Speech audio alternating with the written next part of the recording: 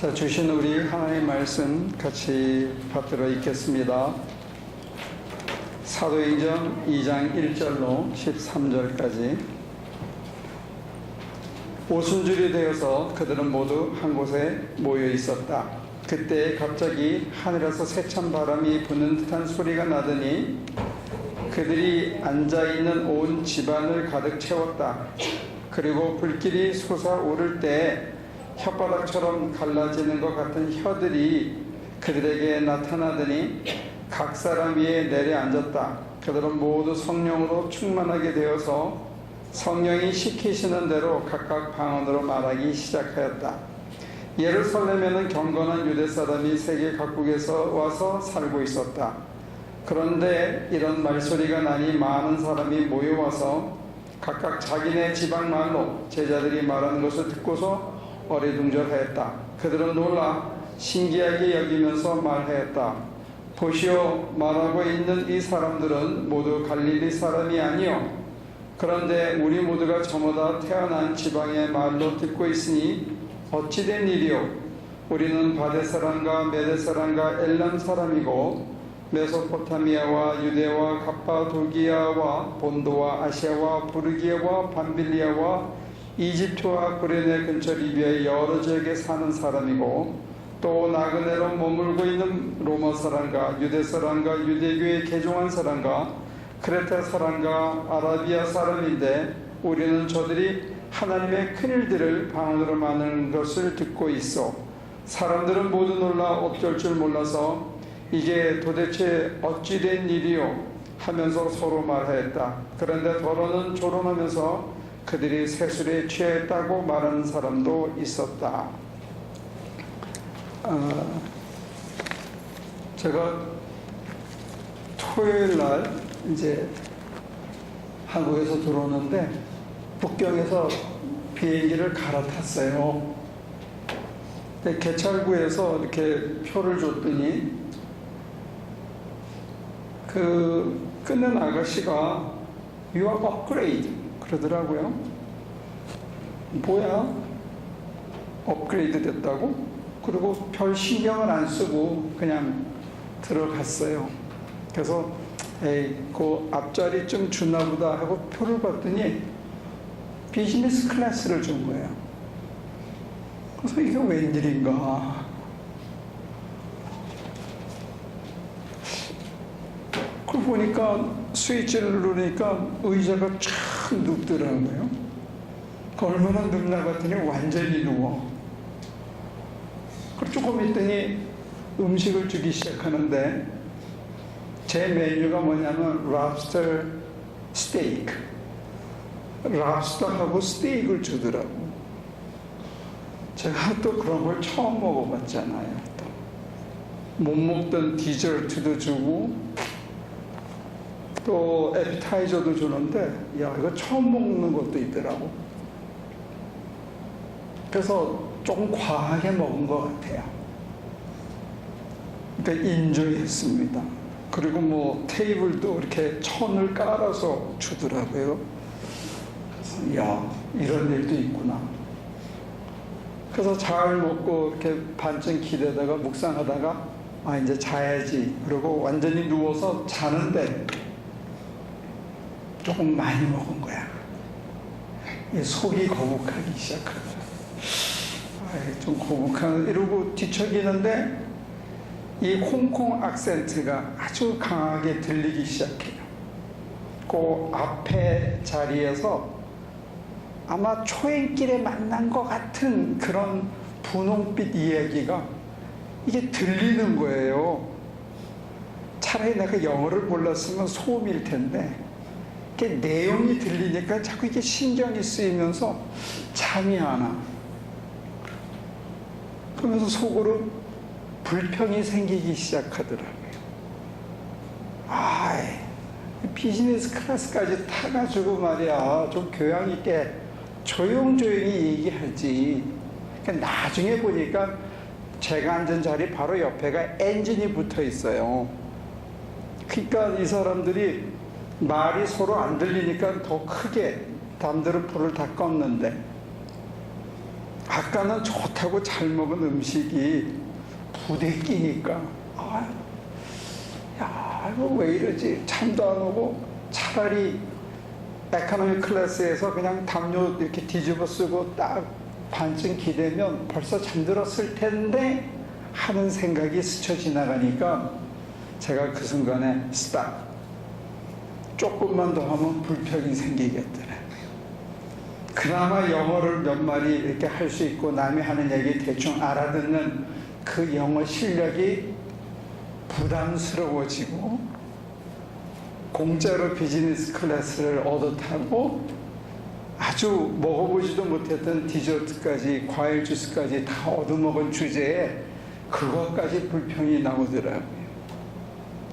그래서 사람이라는 게 불과 1시간, 2시간을 못 내다보고 금방 좋다고 그랬다가 금방 터덜거리는 제 모습을 보면서 그때 생각이 딱 난 게 뭐냐, 스탑! 더 생각하면 안 되겠다, 스탑 했는데 에어 차이나에서 이 선물 봉지처럼 하나 나눠준 게 있었어요. 슬리퍼도 하나 주고 열어보니까 귀마개가 있어, 귀마개. 그 생각이 딱 나서 귀를 꼭 틀어막았더니 제잘거리는 홍콩 악센트도 안 들리고 엔진 소리도 안 들리고 조금 있다가 잠이 들었더니 아침에 또 화려한 음식이 나오더라고요. 어떨 때는 우리가 참 공짜로 예기치 않은 소위 말하는 축복도 자기가 기대치 않은 무슨 행운도 찾아올 수 있는데 사람이 한 치 앞을 못 내다보는 것처럼 어떤 때는 그 좋은 것도 불만스럽고 불평스럽고 그런 게 아닌가 싶어요. 그래서 한때는 긍정적인 사유 이런 게 굉장히 강조된 적이 있습니다. 긍정의 힘. 물컵이 아직도 반이나 남았어 이렇게 생각하는 사람이 반밖에 안 남았어 하는 사람보다 훨씬 더 인생을 적극적으로 잘 살 수 있다. 그런데 성경은 긍정의 힘을 얘기하고 있는 것 같지는 않아요. 그거는 자칫하면 오버하고 자칫하면 있는 그대로를 못 보고 과장하고 마치 더 있는 게 더 높아지는 게 좋은 것처럼 우리를 미스리드 할 수 있는 거예요. 성경은 있는 그대로를 보라고 합니다. 근데 있는 그대로 본다는 게 이게 참 힘들어요. 나한테 귀마개가 있었지 이 생각하기가 참 어렵더라고요. 왜냐하면 오늘 이 본문이 이어지면 베드로가 두 가지 변화가 있는데 하나는 입술이 성령이 시키는 대로 하는 변화와 하나는 눈이 성령이 보여주시는 대로 보는 두 가지 변화가 사도행전에서 나타나고 있습니다. 이 사도행전이 강조하는 것은 뭐냐면 변화된 눈으로 보니까 여러분들이 십자가에 못 박혀 죽인 실패자 예수는 그게 끝이 아니고 십자가에 달려서 죽은 것 같은데 안 죽었더라 이게. 그가 여기 살아있더라. 그래서 사도행전 3장에 가면 베드로는 그렇게 고백합니다. 내게 은과 금은 없으나 내게 있는 것 너에게 주니 뭐라 그랬죠? 나자렛 예수 그리스도 이름으로 일어나 걸어라. 그러니까 자기에게 은과 금이 없는 거는 확실해요. 반 이상이나 있다 이런 쓸데없는 거짓말을 안 하고 은과 금이 없는 것은 냉정하게 없어요. 그런데 남들이 보지 못하는 게 자기에겐 있다는 거죠. 그게 예수 그리스도가 자기에겐 있다는 거예요. 그 예수가 어떤 예수냐면 구차한 자기 목숨 하나 건질라고 나 모른다고 했던 그 예수예요.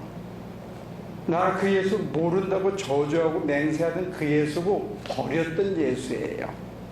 나는 버렸어요. 나 하나 살라고. 버리면 사는 줄 알고 구차하게 그랬는데 그 예수는 어떤 예수냐? 내가 버리는 거 많이 보면서도 아무 말 안 했고, 버리고 달아나서 고기나 잡으러 갔는데 그런 내 모습에 내 심장을 알지만 다시 찾아와서 내 양을 먹여라. 내 양을 먹여라. 내 양을 좀 먹여줄래? 그리고 너는 나를 따르라. 나 같으면 절대로 그러지 않았을 것 같은데 하는 짓 봐서는 도저히 아닌데 그 한 짓을 생각해서 그게 내 가슴에 응어리가 졌다면 쳐다도 보기 싫은데 그 예수는 베드로가 사람이 그런 거다. 인간이라는 게 그런 거다. 지 하나 살라고 스승도 버리고 아내도 버리고 자식도 버리는 놈들이 인간이라는 거 그대로 있는 그대로 보고 그 다음에 그나마 달아나지 못해서 거기 쭈그리고 앉아있는 그에게 다른 사람들은 다 손가락질하고 포기했는데 예수는 포기하지 않고 또 하나의 가능성을 믿어줬대요. 그 예수가 내 심장에 살아있다는 게 베드로의 새로운 안목인 거죠.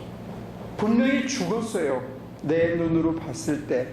내 심장으로 내 지식으로 나는 판단했어요. 내가 사는 길을 이 길이라고 버렸는데 그 내가 버린 예수가 나한테 찾아와서 나를 버리지 않더라는 거예요. 다른 사람 다 버렸는데 끝까지 믿어주면서 다시 한번 기회를 주고 다시 한번 가능성을 믿어주는 그 예수가 지금 내 심장에 살아있다. 그 눈으로 보니까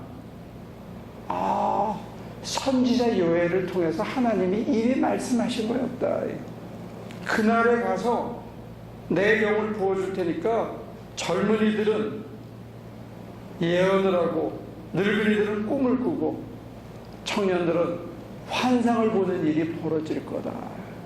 그 예언의 눈으로 보니까 다윗이 이미 얘기한 것처럼 십자가에 매달아서 죽인다고 한들 죽지 않고 그의 씨에서 구세주가 날 거다 하는 게 이미 약속이 돼 있다는 게 비로소 보이기 시작하더라는 거예요.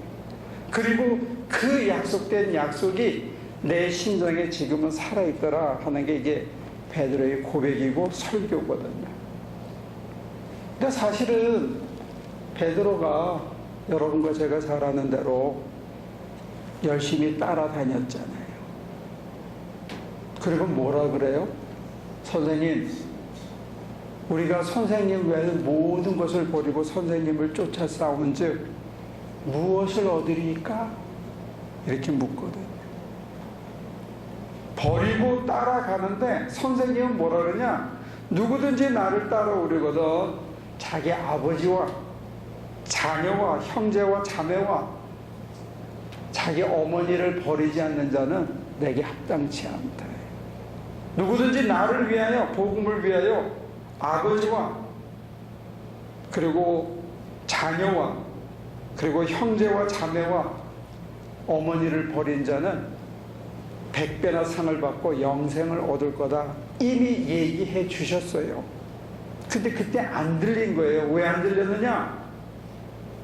야고보 요한이 그랬거든요. 선생님이 영광에 가면 오른쪽에 하나를 왼쪽에 저를 앉혀주세요. 예수님이 그래요. 그거 내가 좋아하는 거 아니야 이 사람들아. 근데 고마했다고 제자들끼리 싸움질이 났어요. 모든 걸 버렸다. 그리고 주님을 쫓는다 라고 얘기했지만 그들의 가슴에 욕심은 뭐냐? 한 자리 하겠다는 욕심이 있었기 때문에 예수님이 뭐라고 말씀하실 때 그게 안 들렸던 거예요. 제자들도 그랬고 유대인들은 뭐라 그랬냐? 선생님의 제자들은 손을 안 씻어요. 그러니까 예수님이 답답해가지고 나중에 뭐라고 설명하느냐? 사람을 더럽게 하는 건 들어가는 게 더럽게 하는 게 아니고 속에서 나오는 게 더러운 거야. 속에서 나오는 게. 그 말을 들을 때 그대로 베껴 적기는 했지만 제자들의 심장 속에, 자기 속에 더러운 욕심이 있었다는 걸 못 본 거죠. 그래서 예수님이 다 가르쳐 주셨어요. 안식일에 사람을 살리는 게 옳으냐, 죽이는 게 옳으냐, 다 얘기해 주셨어요. 근데 같이 따라다니면서 안 보였어. 왜? 내가 알고 있는 얄팍한 지식 때문에, 내가 조상들한테 배운 그 전통 때문에 예수님이 다 보여주셨는데 눈이 멀고 입술이 둔해서 다 얘기해 줬는데, 그래서 이게 혼돈스러운 거예요. 저나 여러분들이 신앙생활을 하면서 예수가 내 심장에 박히지 않는 이유는, 첫째는 욕심 때문이고, 둘째는 조금 안다는 얄팍한 지식 때문이고, 셋째는 남들에게 배운 전통 때문에 그런 거예요. 문제는 그게 다 어제 거라는 거예요. 어제 거. 오늘 게 아니에요. 아까 제가 말씀드린 것처럼 2시간 전만 하더라도, 1시간 전만 하더라도 이게 웬 떡이냐 하는 게 사람이에요. 그런데 1시간이 지난다면은 제가 알고 있던 지식 때문에 그 연분홍빛 색깔의 얘기가 거슬리는 거예요. 제가 알고 있던 전통은 이게 더 편한 거다 하는 그런 게 사로잡혀 있는 거예요. 더 편하고 싶은 인간의 욕심 때문에 내 주님이 진짜 다 이미 얘기해 주셨는데 내 가슴에 와 꼽히지 않는 거, 이게 우리의 모습이라는 거예요. 우리의 얄팍한 지식, 내 생각에는 이런데, 내가 배운 것은 이건데, 내가 갖고 있는 내 사랑의 애착으로는 이건데 하면서 예수님이 우리 심장을 향해서 일러준 게 이게 안 들리고 안 보이는 거예요. 헛거를 보는 거예요, 맨날. 그래서 오늘 이 사도행전을 보면 베드로가 벌떡 일어나서 큰 소리를 외치는데 그 주변에 있는 사람들만 바보냐? 제가 보면 아침에 서너 시간을 묵상을 하면서 봐도 이 말씀은 전하는 저 자신부터가 작은 욕심, 더 편하고 싶은, 더 사람들에게 인정받고 싶은, 그리고 남들에게 이걸 내세웠을 때 뭔가 아는 것처럼 보이고 뭔가 사리분별이 똑똑한 것처럼 보이는 이런 것들이 정말로 주님이 우리에게 일러주시는 것들을 있는 그대로 이해를 못하게 하더라는 거예요. 여러분들은 어떤지 모르겠어요. 이런 혼돈이 왔을 때 뭐가 진짜 옳은지 모르고 어디를 가야 될지 모르고 어떻게 해야 될지 모를 때 사실 주님이 일러주시는 교훈은 이런 거예요. 과거를 재구성하라는 거, 과거를. 여러분과 제가 알고 있던 이 과거의 지식, 과거의 전통, 과거의 교훈, 과거의 경험, 이걸 재구성하는 것이 필요하다는 거예요. 무슨 얘기냐면 어떤 사람들은 심지어 5살, 6살 때 당했던 상처를 지금도 갖고 있어. 여기 꼭 아니야. 그것 때문에 지금 내게 당장 닥쳐진 바로 이 순간의 일을 제대로 온전한 눈으로 판정을 못해요. 어떤 사람을 봐야 되는데 그 사람이 그렇게밖에 할 수 없는 인간이라는 것을 내가 인정하지 못하는 이유는 뭐냐? 그 사람이 6개월 전에 나한테 한 그것 때문에, 미움 때문에 그 사람에 있는 그대로를 보는 게 아니고 그 미움에 덧붙여가지고 그 인간을 그렇게 보는 거예요. 제 조카가 수의사인데 이번에 갔더니 뇌암이 걸려가지고 여기를 이만큼 왼쪽을 이렇게 잘라냈더라고요.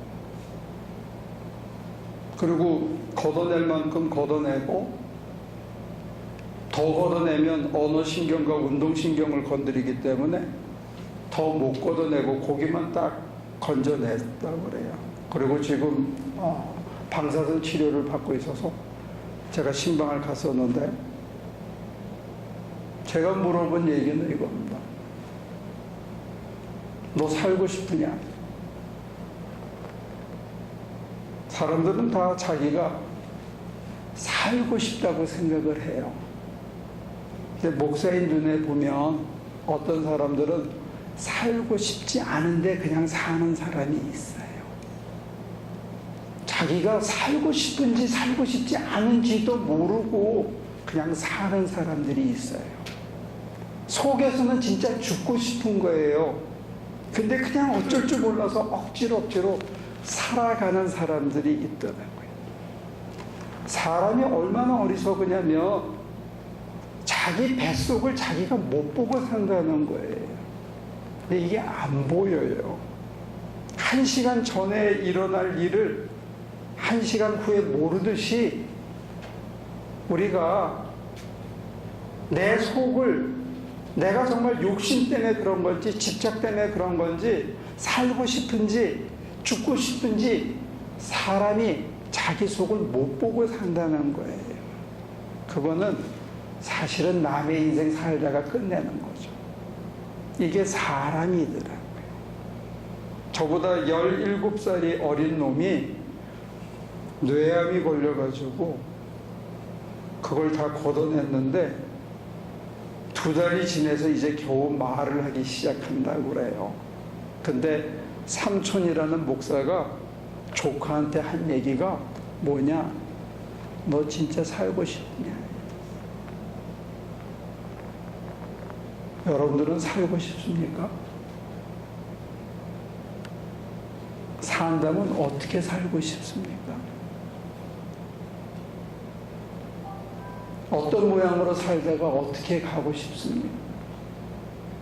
제가 보면 우리 교인들 중에도 안 살고 싶은 사람들이 있는 거예요. 그냥 억지로 그냥 자기 손으로 목숨 끊으면 쪽팔리니까 병 걸려서 남에게 동정받아가면서 합법적으로 죽고 싶은 사람도 있다는. 저는 긍정적인 사유를 하라고 권하고 싶진 않아요. 그래도 사는 게 좋지 않느냐? 그렇지 않아요. 살고 싶지 않으면 죽어야죠. 그러나 중요한 거는 진짜 내가 죽고 싶은지 살고 싶은지 자기 저 깊은 곳에서 하는 얘기는 듣고 살아야 된다는 거예요. 자기 자신을 속이는 것보다 더 치사한 건 없는 거죠. 근데 사람이 자기 자신을 속이지 않으려면, 그리고 내가 오늘을 살려면 과거에 얽매여 있는 과거의 습관 때문에, 남들이 세뇌시킨 것 때문에 그 가치관으로 마지못해 살지 않으려면 자기 뱃속을 들여다봐야 되는데 이게 잘 안 보인다는 거예요. 기도하지 않고는 하나님의 안목으로 하나님의 영이 우리의 심장을 밝히게 보여주고 내가 그것을 있는 그대로 수용하지 않고는 내가 진짜 살고 싶은지 죽고 싶은지조차도 안 보이고, 이게 나한테 유리한 건지 나쁜 건지도 안 보이고, 요거 가지면 나한테 손해가 되는지 이득이 되는지도 우리는 모른다는 거예요. 이게 사람이더라고요. 사람이 참 어리석어요. 근데 우리의 현실은 참 냉혹해서, 제가 어제 교회에 돌아왔을 때 멕시칸들이 막 잔치를 하고 그래요. 그래서 다 간 다음에 저를 반겨준 거는 화장실이 막혔어. 이게 리얼리티예요. 한 달을 쉬면서 꿈을 꾸고 교회를 이렇게 하시게 어디로 끌고 가시는지 아직도 더듬고 있지만, 현실은 뭐냐?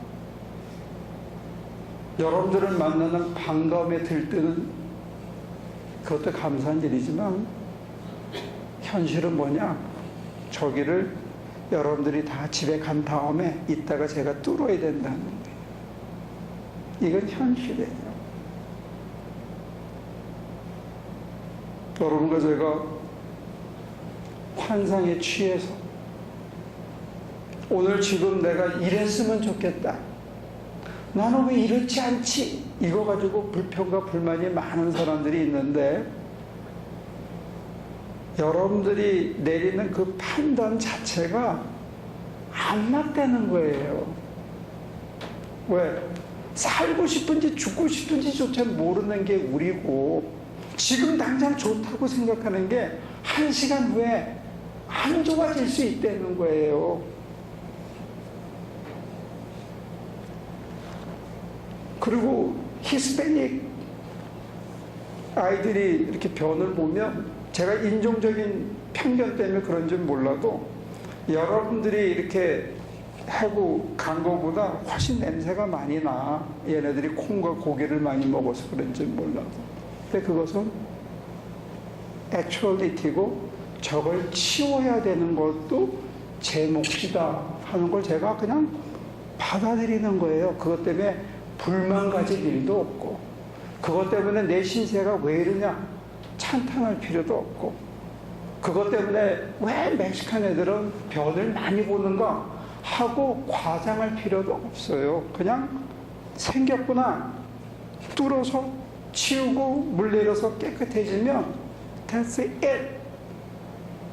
살다 보면 그런 일이 또 한 번 생긴 것 그 이상 그 이하도 아니라는 거예요.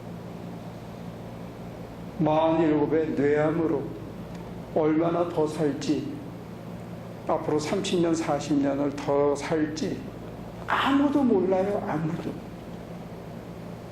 여러분과 제가 전 조금만 더 겸손했으면 좋을 것 같아요.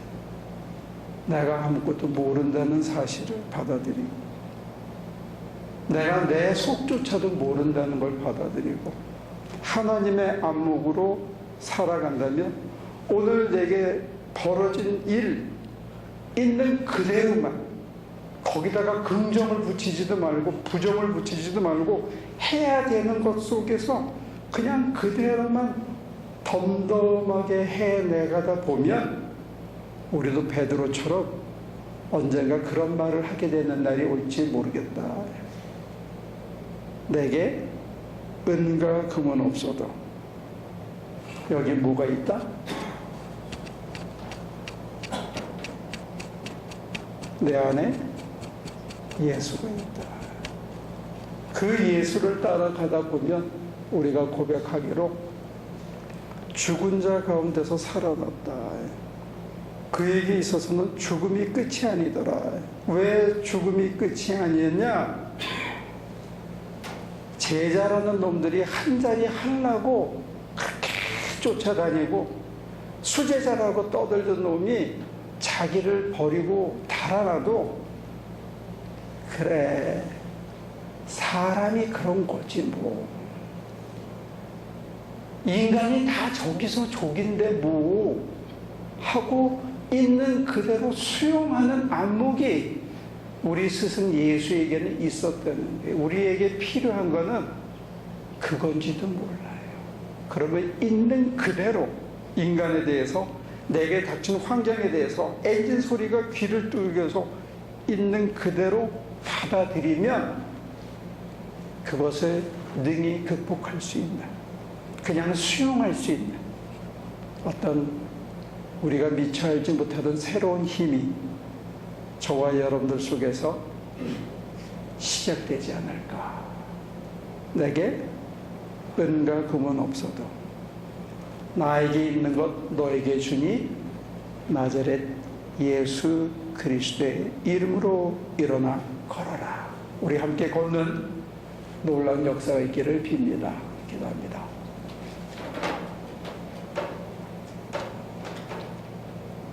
모든 사람들이 당신을 외면했을 때, 심지어 베드로마저 외면했을 때,